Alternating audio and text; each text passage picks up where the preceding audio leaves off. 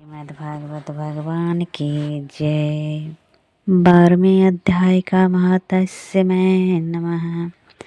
श्री महादेव जी कहते हैं, पार्वती दक्षिण दिशा में कुल्हापुर नामक एक नगर है, जो सब प्रकार से सुखों का आधार, सिद्ध महात्माओं का निवास स्थान तथा सिद्धि प्राप्ति का क्षेत्र है। वह पराशक्ति भगवती लक्ष्मी का प्रधान पीठ है। संपूर्ण देवता उसका सेवन करते हैं। वह पुराण प्रसिद्ध तीर्थ भोग एवं मोक्ष प्रदान करने वाला है। वहाँ करोड़ों तीर्थ और शिवलिंग है।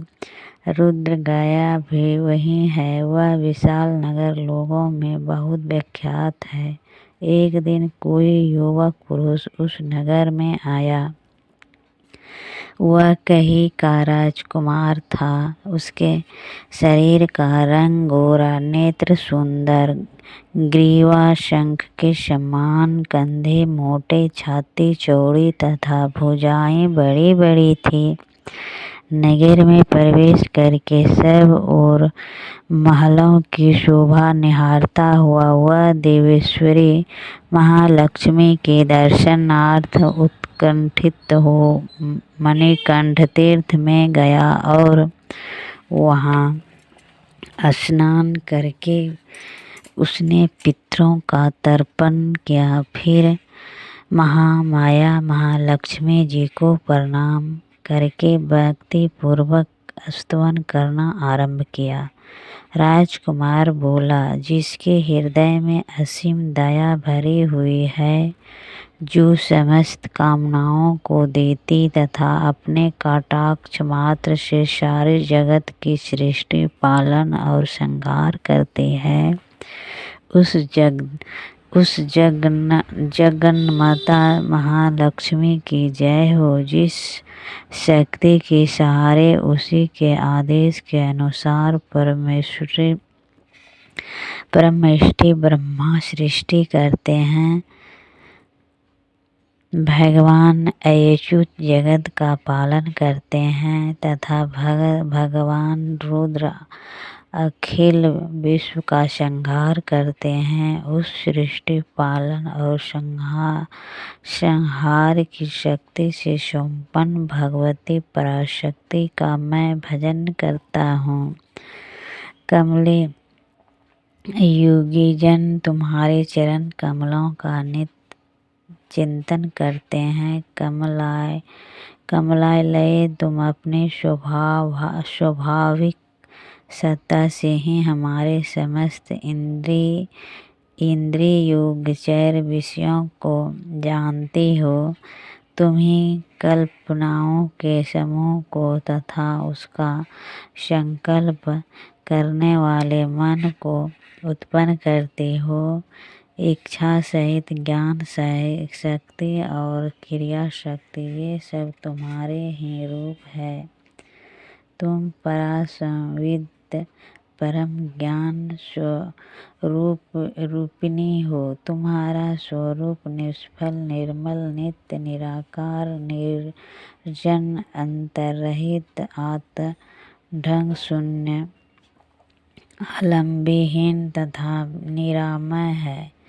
देवी, तुम्हारी महिमा का वर्णन करने में कौन समर्थ हो सकता है, जो षष्ठ चक्रों का भेदन करके अंतःकरण के बाहर स्थानों में विहार करती है। अनाहत, ध्वनि, बिंदु, नाद और कला, ये जिसके स्वरूप है, उस माता महालक्ष्मी को मैं प्रणाम करती हूँ। माता, तुम अपने मुख रूपी पूर्ण चंद्रमा मास प्रकट होने वाले अमृत राशि को बहाया करती हो। तुम ही पारा, पश्यंती, मध्यमा और वेखरी नामक वाणी हो।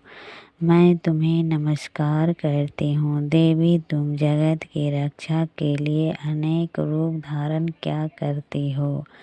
अंबिके, तुम ही ब्राह्मणी, वैष्णवी तथा महेश्वरी शक्ति हो।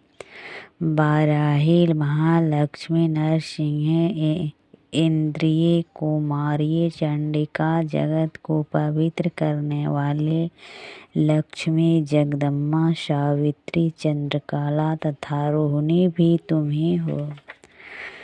परमेश्वरी तुम भक्तों का मनोरथ पूर्ण करने के लिए कल्पलताओं के समान हो, मुझ पर प्रसन्न हो जाओ। उसके इस प्रकार स्तुति करने पर भगवती महालक्ष्मी अपना साक्षात स्वरूप धारण करके बोली, राजकुमार मैं तुम्हें प्रसन्न हूँ, मैं तुमसे प्रसन्न हूँ, तुम कोई उत्तम वर मांगो। राजपुत्र बोले, माँ मेरे पिता राजा ब्रीथस अश्वमेध नामक महान यज्ञ का अनुष्ठान कर रहे थे। वे देवयोग से रोगग्रस्त होकर स्वर्गगामी हो गए। इसी बीच में यूप में बंधे हुए मेरे यज्ञ संबंधित घोड़े को जो समुचित पृथ्वी की परिक्रमा करके लौटा था, किसी रात्रि में बंधन काट कर कहीं अन्यत्र पहुंचा दिया। उसकी खोज में मैंने कुछ लोगों को भेजा था, किंतु वे कहीं भी उसका पता न पाकर जब खाली हाथ लौट आए हैं, तब मैं सब ऋषि जनों से आज्ञा लेकर तुम्हारी शरण में आया हूँ। देवी यदि तुम मुझ पर प्रसन्न हो तो मेरे यज्ञ का घोड़ा मुझे मिल जाए, जिससे यज्ञ पूर्ण हो सके, तभी मैं अपने पिता महाराजा का ऋण उतार सकूँगा। शरणागतों पर दया करने वाले जग जननी लक्ष्मी, जिससे मेरा यज्ञ पूर्ण हो, वह उपाय करो। भगवती लक्ष्मी ने कहा, राजकुमार मेरे मंदिर के दरवाजे पर एक ब्राह्मण रहते हैं, जो लोगों में सिद्ध समाधियों के नाम से विख्यात है। वे मेरे आज्ञा से तुम्हारा सब काम पूरा कर देंगे। महालक्ष्मी के इस प्रकार कहने पर राजकुमार उस स्थान पर आए जहाँ सिद्ध समाधि रहते थे। उसके चरणों में प्रणाम करके राजकुमार चुपचाप हाथ जोड़कर खड़े हो गए। तब ब्राह्मण ने कहा, तुम्हें माताजी ने यहाँ भेजा है। अच्छा देखो, अब मैं तुम्हारा सारा अभिष्ट कार्य सिद्ध करता हूँ। यूं कहकर मंत्र वेत्ता ब्राह्मण ने सब देवताओं को वहीं खींचा और राजकुमार ने देखा। उस समय सब देवता हाथ जोड़े थर-थर कांपते हुए वहाँ उपस्थित हो गए। तब उन श्रेष्ठ ब्राह्मणों ने समस्त देवताओं से कहा, देवतागण, इस राजकुमार का अश्व जो यज्ञ के लिए निश्चित हो चुका था, रात में देवराज इंद्र ने चुरा कर अन्यत्र पहुंचा दिया है। उसे शीघ्र ही ले आओ। तब देवताओं ने मुनि के कहने से यज्ञ का घोड़ा लाकर दे दिया। इसके बाद उन्होंने उन्हें जाने की आज्ञा दी।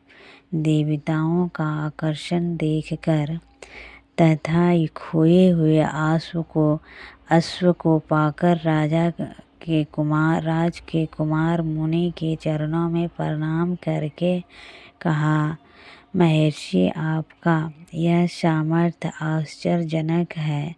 आप ही ऐसा कार्य कर सकते हैं, दूसरा कोई नहीं है। ब्राह्मण, मेरे प्रार्थना सुनिए। मेरे पिता राजा बृहद्रथ अश्वमेध यज्ञ का अनुष्ठान आरंभ करके देवयोग